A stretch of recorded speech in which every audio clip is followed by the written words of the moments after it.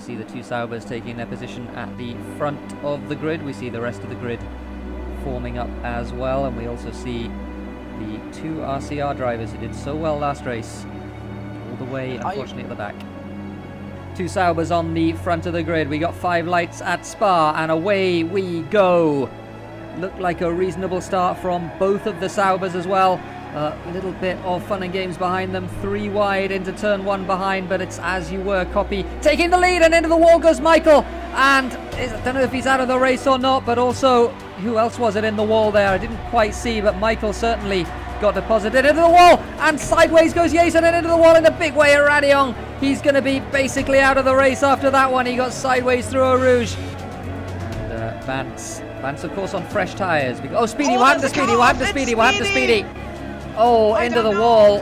He must have lost it at Puhong because he is facing the wrong way. He's facing the wall. I think he's beached as well. Corner is now going down Puhong, and we've lost Rulfo. Rulfo's spun out of Puhong, almost got collected by Comanzo. He does a really interesting. Comanzo has very quietly made his way up to the back of this queue, as you see. Oh, did Vance hit the back of Chungus there? I think he did.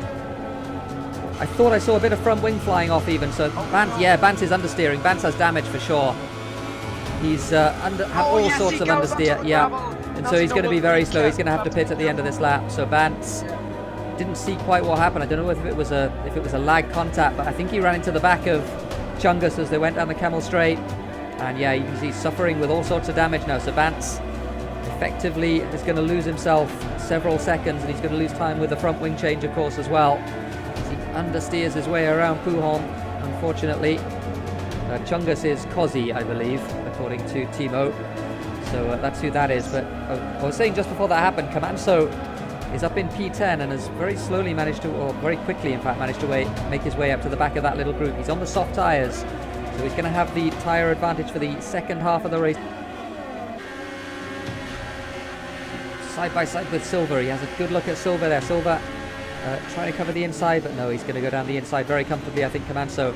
Into the bus stop. Vance dives into the pits. He's going to have to change his front wing in that pit stop as well, as Comanzo tries to get his way past Silver, and I think he has finally done it into La Source. So nicely done from the McLaren driver. Oh, and into the wall goes Silver.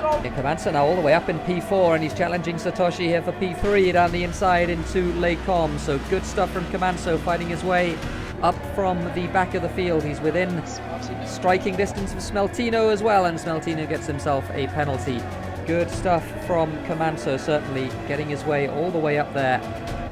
And he's certainly in contention now, I think, for a podium in this race. Oh, and up front, and Comanzo around the outside of Smeltino for what is the lead on track. It's not the net lead, of course, because Etney isn't very far behind them and he's already pitted, but Comanzo from all the way down, I think he started 17th, and at the moment he is in the lead of this race, albeit just on track, not really in terms of the net lead. He's going to have to probably fight his way past several cars if he wants to get himself on the podium in the second half of the race, once he puts the super soft tyres on. Does Comanzo in fact pits? So Comanzo's going very aggressive with the strategy. He's going to want a 5-lap stint on those super soft tyres. That's what you can do basically if you are in a normal race and you qualify in them. Then you do 4 laps normally, and there's the qualifying lap on it as well. So 5 laps is completely fine, and I think it's maxing out the potential of these tires, so it's the right call. So he certainly made the most of his strategy. He's unfortunately going to come out just behind these two. Or Chungus and Harzer. Comanzo will be trying to get past these soon. He has the tire advantage, the ERS advantage, and probably, let's face it, also the pace advantage in general from a driving standard. Up front, Smeltino about to pit, I would imagine, and then Etney is going to reassume the lead of this race. Poppy in a net second place as Comanzo goes around the outside of Harzer pretty easily there up the hill. Fastest lap of the race from Etney, rubbing salt into everyone else's wounds in this race. He has absolutely dominated. Comanzo trying to get the run now on Chungus or Kozi. And he's not going to go down the inside into La Source. That wouldn't be very smart because he wants the DRS up the hill. He's going to stay behind, I imagine. Yeah, he's the perfect distance behind, so he gets the DRS, and then he's just going to be able to draft past as he goes all the way up the hill, and there's absolutely nothing that Big Chungus can do about it.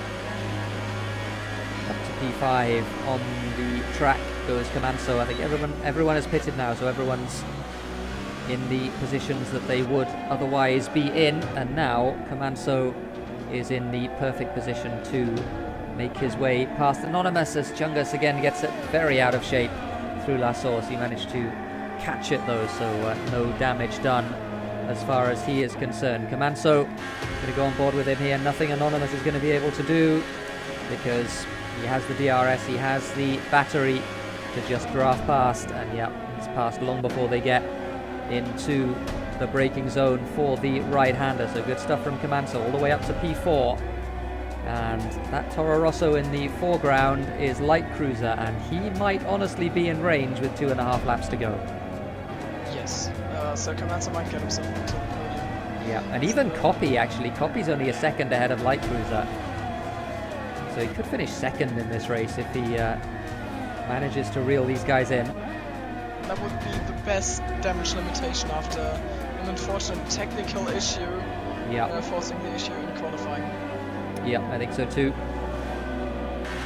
Light Cruiser, you can sense that McLaren behind him. He knows he's there, and he knows that if he's this far behind going up the hill, there's going to be absolutely nothing that he can do to stop Kamanso claiming that final podium position. Started the last lap then. Etney is on his way, I think, through Eau Rouge right now and heading up the hill towards Les Combes. He is going to win this race. Yeah. Kamanso is setting Light Cruiser up. He will now enter the DRS zone on the Camel Straight, and I honestly predict him to get the move done before the corner. Etney with a warning, okay, that Etney with the 3 change seconds. Anything. I had a bit of a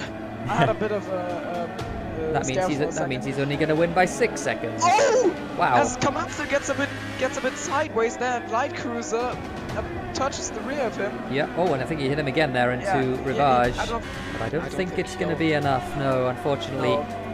Meanwhile, at the front, Etney crosses the line. He has won this race just as he won the last race at Silverstone. He's won this one at Spa, and Copy is going to make it a Sauber 1-2. He crosses the line second, Kamanso third. So that is your Spa race. A fantastic... It was a pretty good race. Like, it was... we saw in qualifying Copy take the surprise pole position, but once again Etney taking the win after passing him on lap 1 and then just proceeding to run away. It was an absolute masterclass from him. With a big honourable mention to Kamanso finishing third from the back of the grid.